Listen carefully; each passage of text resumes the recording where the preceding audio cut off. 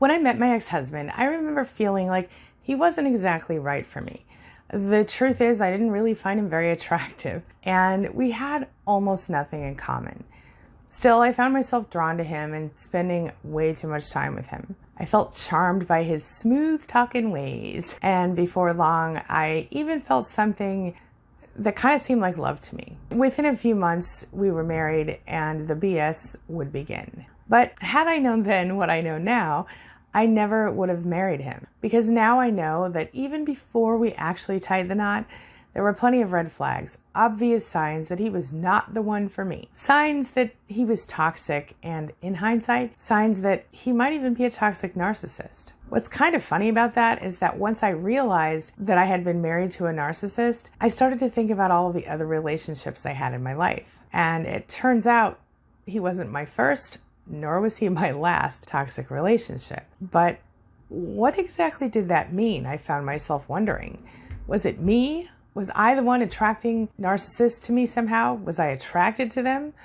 Well, that's exactly what we're going to talk about today at queenbeing.com. How to recognize that you are in a relationship with a narcissist and what to do if you are. So let's get started. The beginning of a relationship with a narcissist can be very deceptive. In most cases, a narcissistic relationship begins just like any other, with the standard phases of initial attraction, infatuation, and eventually falling in love. But what type of person does a narcissist actually go for? Well, there's no one single type that a narcissist typically goes for, technically. I mean, there are no parallels to be drawn among the partners of narcissists if we're talking about height, weight, eye color, race, or any other physical or cultural characteristic. While there seems to be no ideal or standard mate, friend, spouse, etc. for a narcissist, there are certain similarities about the relationships that we can point out, certain parallels. For example, the narcissist typically begins any new relationship with sort of a honeymoon period, during which everything seems perfect, almost too good to be true. Living in a relationship with a narcissist can be everything from exciting and exhilarating to soul-sucking and traumatic. And it's usually one extreme or the other depending on what day it happens to be. You might compare it to a type of emotional roller coaster. And a narcissist cannot exist without someone to adore, someone who will submit to their will, someone to be available at their whim and willing to disparage him or herself for their benefit. The narcissist's entire identity really depends on it. It's called narcissistic supply. So what draws a person into a relationship like this and keeps them there? What makes a person want to stay with a narcissist? Well, most toxic relationships in general become toxic because of the codependency between two distinct personality types. The people pleaser type, or the fixer, the codependent, and the taker, or the controller, the narcissist.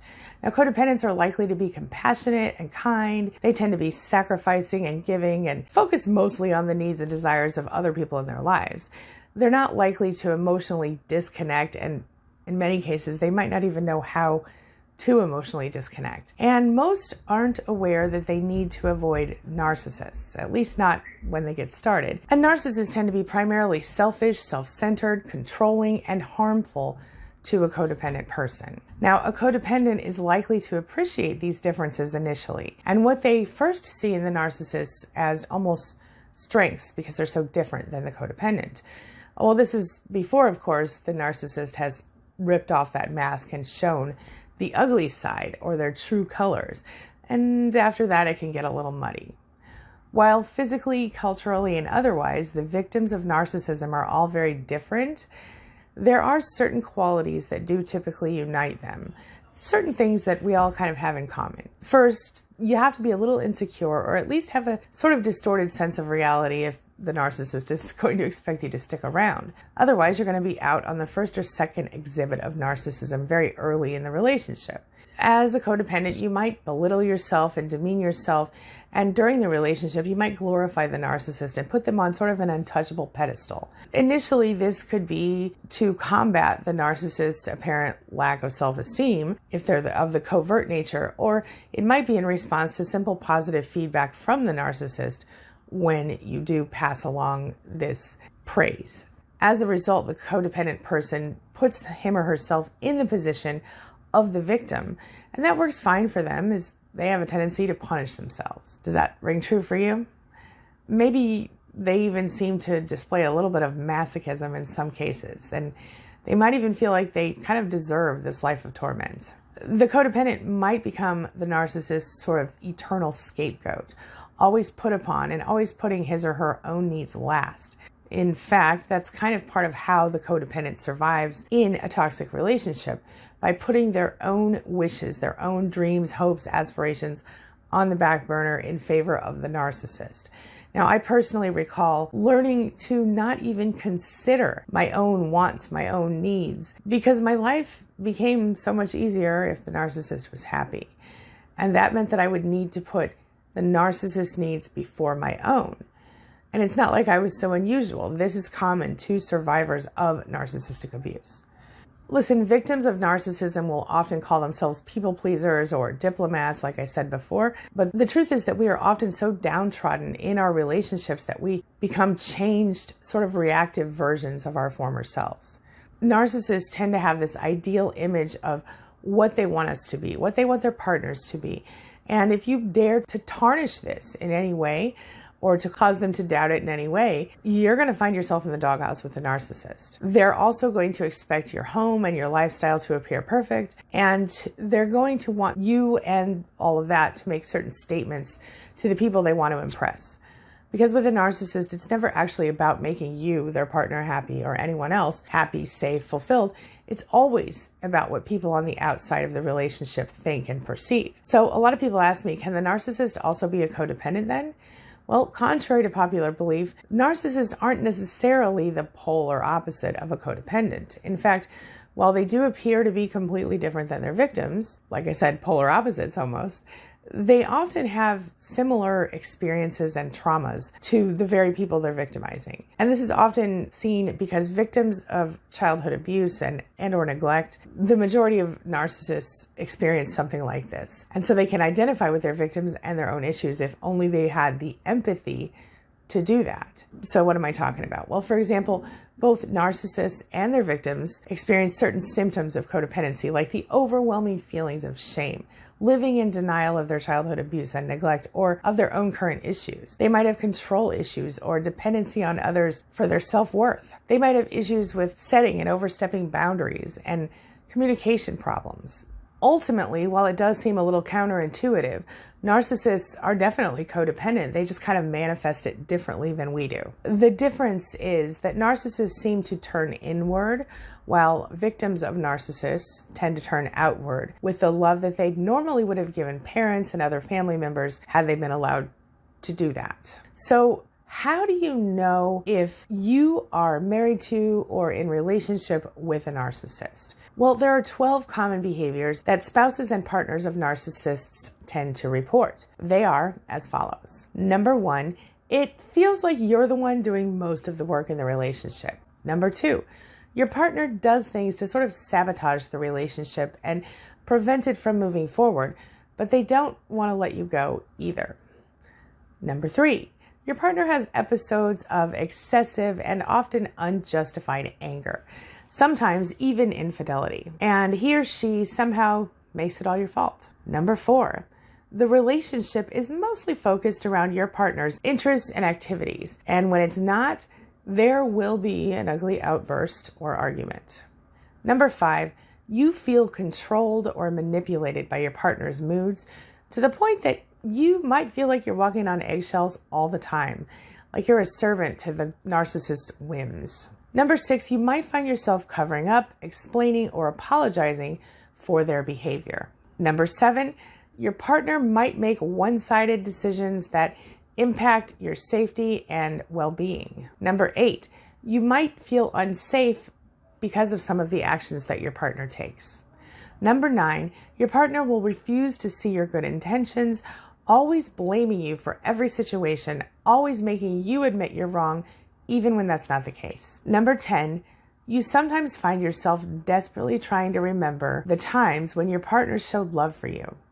when they acted like you could do no wrong, as is often the case in the early parts of the relationship when the love bombing is happening. Number 11, you feel emotionally exhausted, often completely drained by how hard you have to work to make or keep your partner happy. And number 12, your partner might have a history of troubled relationships and or addictions. Between the gaslighting, the love bombing, and the flying monkeys, you end up forgetting your own identity as you desperately try to become the version of yourself that might make the narcissist happy. But even if you manage to completely change and morph yourself into the narcissist's idea of the imagined perfect person, it never matters. Here's a painful truth for you, and I hope you take it in the spirit in which it is intended. You will never be enough for a narcissist. It's a harsh reality that we all have to understand. But when it comes to the narcissist and their perception of you, you can never be enough. Even if you completely focus every bit of your energy on that person, he or she will always look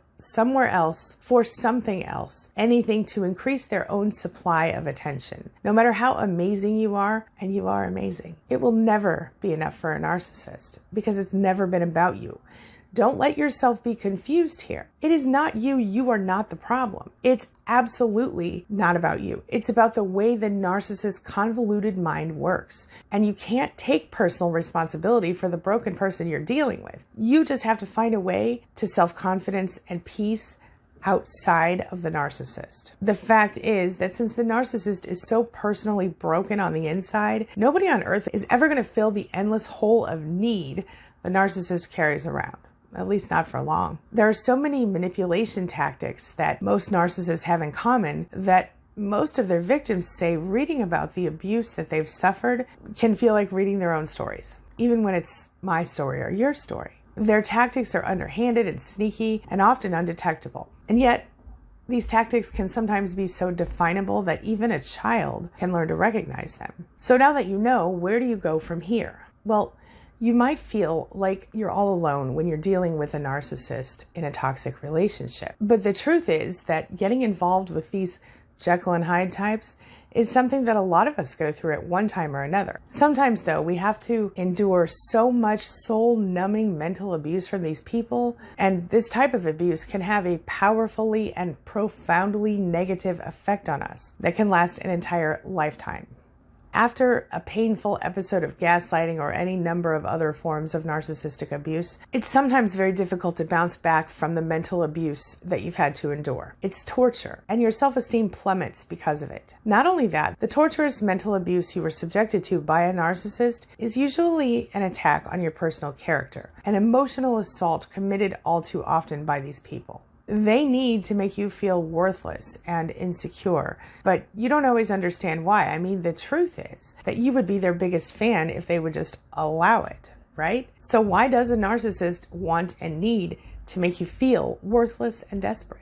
It's basic NPD 101. The narcissist's intent, whether they realize this or not, is not to gain control and boost their own ego. The narcissist wants you to have low self-esteem so you won't be able to think for yourself. In an ideal situation, when you first recognize this, that's the time to go no contact. The truth is that getting out of a toxic relationship like that is the first step you actually need to take in order to save your own sanity. But sometimes no contact isn't an option. It's not possible. So what are you supposed to do then? Well, you start planning and figuring out what you're going to do. But in the meantime, you learn how to deal with it. You learn how to get through it. So I'm going to give you a few tips right now to help you do exactly that.